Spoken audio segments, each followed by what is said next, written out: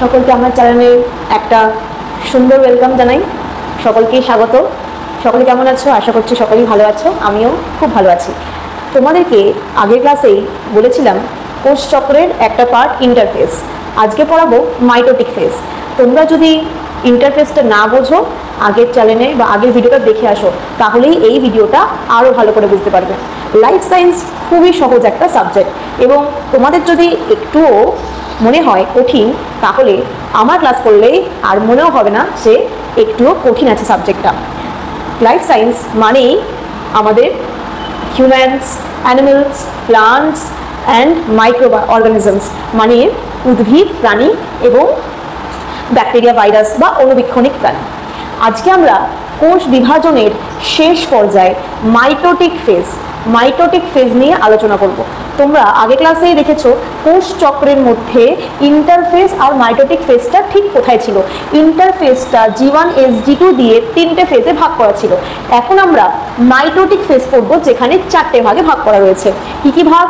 Prophase, metaphase, anaphase, telophase. আমি এই কথাটাও তোমাদের সাথে ক্লিয়ার করেছিলাম যে মাইটোটিক ফেজে কোষের বিভাজন হতে পুরোপুরি লক্ষ্য করা যায়। মানে মাইটোটিক ফেজে আমরা আরেকটা ভাষায় বলতে পারি, মানে মাইটোটিক ফেজকে আমরা আবারও এই যে 4টে ভাগে ভাগ রয়েছে, প্রোফেজ, অ্যানাফেজ, মেটাফেজ, টেলোফেজ, এখানে তো নিউক্লিয়াসের ডিভিশনটা হয়, নিউক্লিয়াসের ভাগ হয়। নিউক্লিয়াসটা কি নাম? কোষের মধ্যে যেখানে ডিএনএ বা আমাদের জেনেটিক পদার্থ বা জেনেটিক বস্তু থাকছে, যা আমাদের বংশগতি বিভিন্ন বৈশিষ্ট্য ধারণ করে রেখেছে, সেটি হচ্ছে আমাদের ডিএনএ, জিন। এই জিনিসগুলো যেখানে রয়েছে তার নাম নিউক্লিয়াস।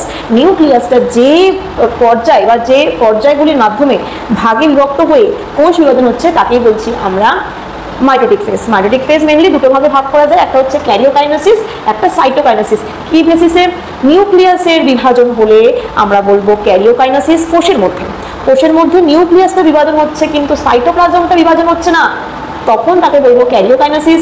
আর যখন সাইটোপ্লাজমটাও বিভাজন হয়ে যাবে, তখন তাকে বলবো সাইটোকাইনেসিস। আশা করছি তোমরা সকলে বুঝতে পেরেছো। সাইটোকাইনেসিস মানে হচ্ছে সাইটোপ্লাজমের বিভাজন, যে পদ্ধতিতে, যে প্রসেসে সাইটোপ্লাজমটা একটা সেলের মধ্যে আস্তে আস্তে সাইটোপ্লাজমটা বিভাজন হয়ে একটা সেল, ধরে একটা সেল নিউক্লিয়াস দুটো ভাগে ভাগ হয়ে গেছে। সাপোজ নিউক্লিয়াস দুটো ভাগে ভাগ হয়ে গেছে, কিন্তু সেলটা তো এখনো একটাই আছে, তাই তো? কেন? কারণ এর তো সাইটোপ্লাজমটা এখনো একটাই আছে। এই সাইটোপ্লাজমটা যে প্রসেসে ভাগ হবে তাকেই বলছি আমরা সাইটোকাইনেসিস। আর নিউক্লিয়াসের যে পদ্ধতিতে ভাগ হলো, দুটো নিউক্লিয়াস হলো, একটা নিউক্লিয়াস থেকে দুটো নিউক্লিয়াস হলো, তাকে বলছি আমরা, যে পদ্ধতিকে ভাগ হলো তাকে বলছি আমরা ক্যারিওকাইনেসিস। বুঝতে পেরেছো সাইটোকাইনেসিস আর ক্যারিওকাইনেসিসের মেন কি পার্থক্য? তাহলে আমরা আজকে কথা বলবো 4টে ফেজ নিয়ে, prophase, anaphase, telophase and metaphase. পরপর সিকোয়েন্সলি আসি। আমি এই ক্লাসটা করার পর তোমরা সকলেই আশা করছি দ্বিতীয়বার এই চ্যাপ্টারটা কিন্তু কখনোই ভুলবে না। সরি। তাহলে আজকে আমরা দশম শ্রেণীর কোষ চক্রের ইন্টারফেজ শেষ হওয়ার পর মাইটোটিক ফেজের 4টে দশার ব্যাপারে আলোচনা করব। ফার্স্ট হচ্ছে প্রোফেজ। তোমাদের যদি ভিডিওটা ভালো লেগে থাকে একটা ছোট্ট করে লাইক করে দাও, বন্ধুদের সাথে শেয়ার করতে অবশ্যই ভুলবে না। আরও নতুন নতুন ভিডিও, নতুন নতুন লাইফ সায়েন্সের টপিক দেখতে, বুঝতে, খুব সহজেই ক্লিয়ার করতে আমার চ্যানেলটিকে কিন্তু সাবস্ক্রাইব করতে ভুলবে না। আর তোমরা কমেন্টে লিখতে পারো তোমরা কি টপিকের উপর ভিডিও চাও, কি টপিক জানতে চাও, আমি সেটা খুব সহজেই তোমাদেরকে কিন্তু বুঝিয়ে দেওয়ার জন্য ভিডিও নিয়ে আসবো। ঠিক আছে? তাহলে ফার্স্ট হচ্ছে আমরা প্রোফেজ দেখবো। তোমরা ছবিটা আশা করি ক্লিয়ার আছে, বুঝতে পারছো? তাও আমি স্ক্রিনের মধ্যে আমি ছবি দেওয়ার চেষ্টা করব। তোমাদের ভিডিওটা যখন তোমরা দেখবে, কিছু ছবি আমি সাইডে দেবো, যাতে তোমরা আরও ভালো করে পজিশনগুলো, বিভিন্ন স্ট্রাকচারগুলো বুঝতে পারো। তোমাদের এই ছবিগুলো কিন্তু আঁকতে আসবে, ঠিক আছে? তোমরা কিন্তু বাড়িতে প্র্যাকটিস করবে আঁকাটা। আচ্ছা, প্রথম আসি প্রোফেজ। প্রোফেজটা না একটা যেহেতু প্রসেস, তার প্রথমের দিকে একরকম ভাবে তাকে দেখি, এবং সেই যত প্রোফেজ যে টাইমিংটা, যে প্রসেসের টাইমিংটা যত শেষ হচ্ছে, তত ওকে আলাদা রকমভাবে চেঞ্জ হতে দেখছি। ধরে নাও এটা একটা সেল, সেলের মধ্যে এই যে দেখো এই ছবিটা আর এই ছবিটা, দুটো কি এক লাগছে? লাগছে না। দুটো কিন্তু একটাই ফেজ, প্রোফেজের আগের দশা, পরের দশা। প্রোফেজ 1, প্রোফেজ 2, ঠিক আছে? প্রোফেজ 1 আমরা কি দেখতে পাচ্ছি? ভালো করে ছবিটা যদি তোমরা দেখো, ছবিটা যদি মনে থাকে, আমি সবসময় আমার ছাত্রছাত্রীদের বলি ছবিটা দেখে পড়বে, ছবিটা কিন্তু সবসময় আমাদের মনে থেকে যাবে। ছবিটা মনে পড়লেই লেখা অটোমেটিক মনে পড়ে যাবে, ঠিক আছে? কোনো কিছু মুখস্থ করবো না, আমরা বুঝে পড়বো। বুঝে পড়লে সারা জীবন মনে থাকবে এবং ভবিষ্যতে এই রিলেটেড আরও পড়াশোনা করতে হেল্প হবে। চলো তাহলে এই হচ্ছে কোষ। কোষের মধ্যে আমরা জানি নিউক্লিয়াসের গঠন আমরা ক্লাস 9-এ পড়েছি। নিউক্লিয়াসের মধ্যে কি কি থাকে? নিউক্লিয়াসের মধ্যে বাইরে দিয়ে একটা ক্রোমোজোমের বাইরে দিয়ে একটা নিউক্লিয়াসের বাইরে মেমব্রেন থাকে যার নাম নিউক্লিয় মেমব্রেন। ভেতরে নিউক্লিওলাস থাকে, দেখতে পাচ্ছ তোমরা ব্লু কালারের ডট দেখতে পাচ্ছ আমরা নিউক্লিওলাস। এই গ্রিন কালার সবুজ রঙের যেটা হচ্ছে ক্রোমাটিন জালিকা। আমি পরের ভিডিওতে তোমাদের একটা ভিডিও আমি নিয়ে আসবো যেখানে আমি ক্রোমাটিন জালিকা, ক্রোমোজোম, ডিএনএ, জিন, এই সমস্ত যে লিঙ্ক, এই প্রত্যেকটা জিনিস আমাদের খুব গুলিয়ে যায়। এই জিনিসগুলো নিয়ে আমি কিন্তু একটা ভিডিও আনবো যাতে প্রত্যেকটা ইন্ডিভিজুয়ালি আমাদের ক্লিয়ার হয়ে যায় যে কোন জিনিসটাকে কি বলা হয়, ঠিক আছে? তাহলে এই প্রোফেজে আমরা দেখতে পাচ্ছি একটা কোষের মধ্যে নিউক্লিয় জালিকাগুলো রয়েছে অকুণ্ডলাকৃতি, মানে এদিক ওদিক ছড়িয়ে রয়েছে। তার বাইরে নিউক্লিয় জালিকা, নিউক্লিয় মেমব্রেন রয়েছে, নিউক্লিয় জালিকা, এবং হচ্ছে এখানে রয়েছে নিউক্লিওলাস, ঠিক আছে? আর উপরের দিকে যে স্টার লাইক স্ট্রাকচার, মানে তারার মতো অংশ দেখতে পাচ্ছে, তার নাম কি? সেন্ট্রিওল। ভালো করে মনে রাখবে, সেন্ট্রিওল আর সেন্ট্রোমিয়ার দুটো আলাদা জিনিস। একটা ক্রোমোজোম, ক্রোমোজোম তো তোমরা জানো, যখন এই ক্রোমাটিন, এই যে ক্রোমাটিন ফাইবার সবুজ রঙের দেখছি, এই ক্রোমাটিন ফাইবারগুলো পেঁচিয়ে পেঁচিয়ে পেঁচিয়ে নিজেদের মধ্যে এরকম কয়েলিং করে কিন্তু তৈরি করে একটা এক্স শেপের অংশ, একেই বলছি আমরা ক্রোমোজোম। কি বললাম? ক্রোমোজোম। এই ক্রোমোজোমে দুটো আলাদা আলাদা স্ট্যান্ড আছে যার নাম কি? ক্রোমাটিড। তাহলে একটাকে আমরা কি বলবো? ক্রোমাটিড।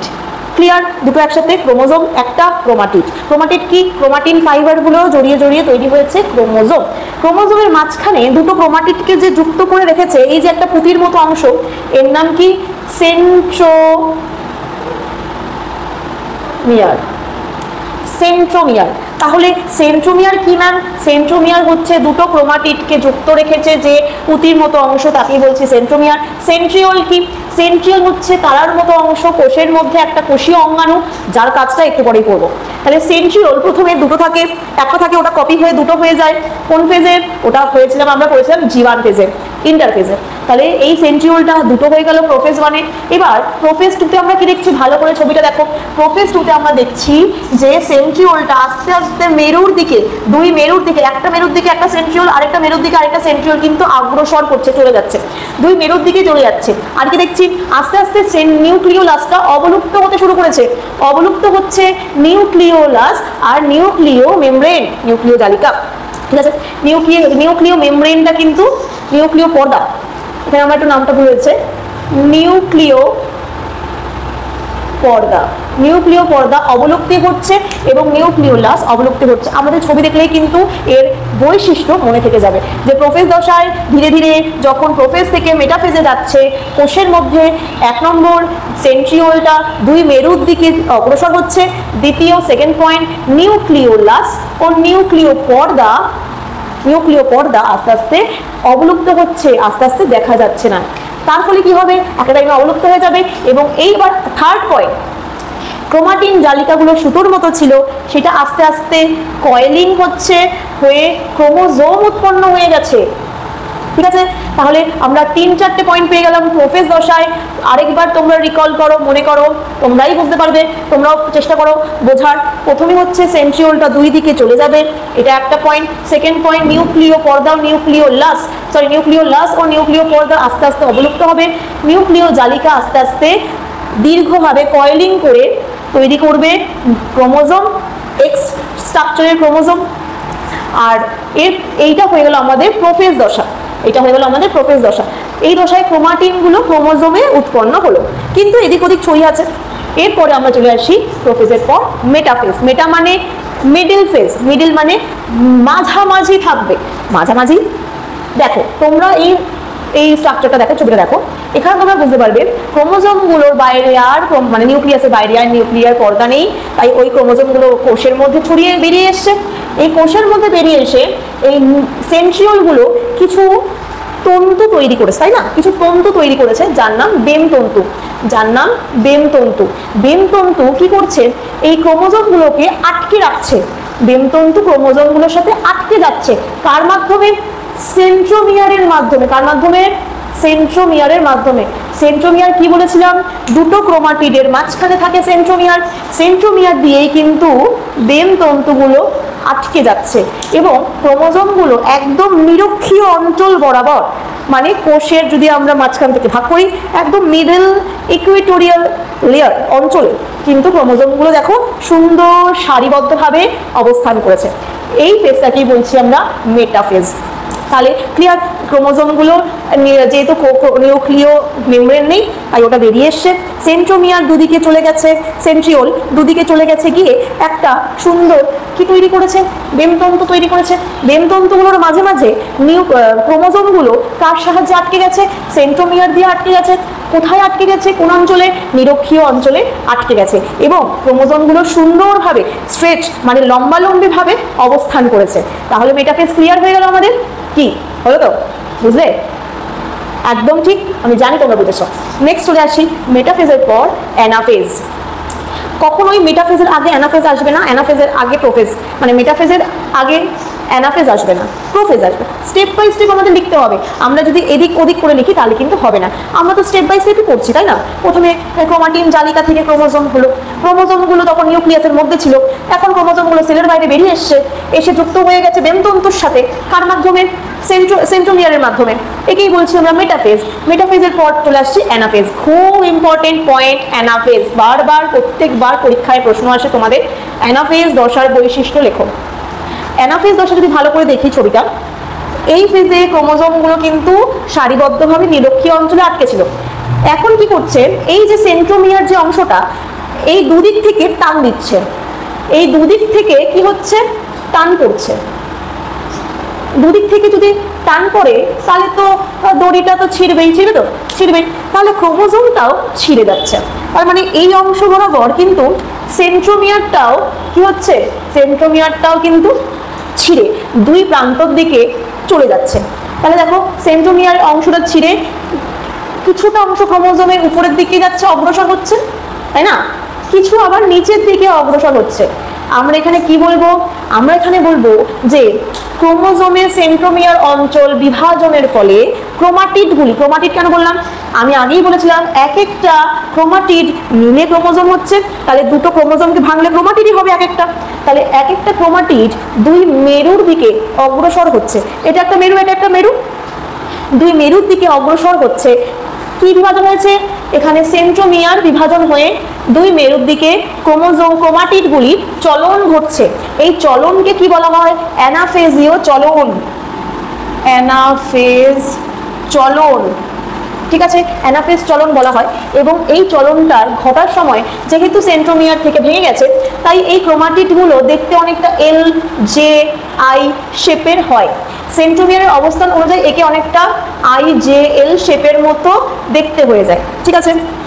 আচ্ছা, তাহলে অ্যানাফেজ দশায় কি হয়, মাঝখান থেকে ছিঁড়ে ক্রোমোজোমগুলির মধ্যে থেকে মাঝখান থেকে ছিঁড়ে ক্রোমাটিডগুলো দুই মেরুর দিকে অগ্রসর হয়। তাহলে অ্যানাফেজ তোমাদের কাছে ক্লিয়ার হয়েছে। আচ্ছা, এরপর চলে আসি টেলোফেজ। টেলোফেজে কি হচ্ছে, দুদিকে তো ছিঁড়ে চলে গেল ক্রোমাটিডগুলো, এরপর দুদিকে গিয়ে আবার যে কয়েলিং হয়েছিল আবার সেই সুতোগুলো আস্তে আস্তে খুলতে শুরু করলো, খুলতে গিয়ে তৈরি করে ফেললো ক্রোমাটিন তন্তু। ক্রোমোজোম ছিল, এখন দুই প্রান্তে গিয়ে তৈরি করে ফেললো ক্রোমাটিন তন্তু। এছাড়াও আর কি হলো, টেলোফেজে আবার পুনরাবির্ভাব ঘটলো। পুনরাবির্ভাব মানে আবার ফিরে এলো, কে ফিরে এলো, ফিরে এলো নিউক্লিওলাস, আবার নিউক্লিয় জালিকা, নিউক্লিওলাস, আবার ফিরে এলো ক্রোমাটিন জালিকা, আবার তৈরি হয়ে গেল। আচ্ছা, একে অনেকটা এর মতো দেখতে না, আবার কিন্তু দেখো আগের ফর্মে ফিরে গেল। কিন্তু এখানে একটা নতুন জিনিস আছে, কি, আগে একটা কোষ ছিল, এখন দেখো একটা নিউক্লিয়াস ছিল, এখন দুটো নিউক্লিয়াস হয়ে গেছে, তাই না? আগে একটা নিউক্লিয়াস ছিল, এখন দুটো নিউক্লিয়াস হয়ে গেছে। কিন্তু আমি এটাকে কি দুটো সেল বলবো না, কেন? কারণ এই সেলটা তো এখনো বিভাজন হয়নি, এর সবে নিউক্লিয়াসের বিভাজন হয়েছে, কিন্তু সেলটা তো একটাই আছে। কেন? এর সাইটোকাইনেসিস হয়নি। আমি ক্লাসের শুরুতেই বললাম সাইটোকাইনেসিস মানে সাইটোপ্লাজমের বিভাজন, সাইটোপ্লাজমটা এখনো বিভাজন হয়নি, তাই সাইটোকাইনেসিস হয়নি। তাহলে এতক্ষণ কি হলো, এতক্ষণ অবধি যে প্রসেসটা হলো তার নাম ক্যারিওকাইনেসিস, ঠিক আছে। এবার আমরা সাইটোকাইনেসিস বুঝবো। আশা করছি তোমাদের এই প্রোফেজ, মেটাফেজ, অ্যানাফেজ, টেলোফেজ এই প্রত্যেকটা ফেজ তোমাদের কাছে ক্লিয়ার হয়েছে। আশা করছি তোমাদের কাছে প্রত্যেকটা ফেজ ক্লিয়ার হয়েছে, ঠিক আছে।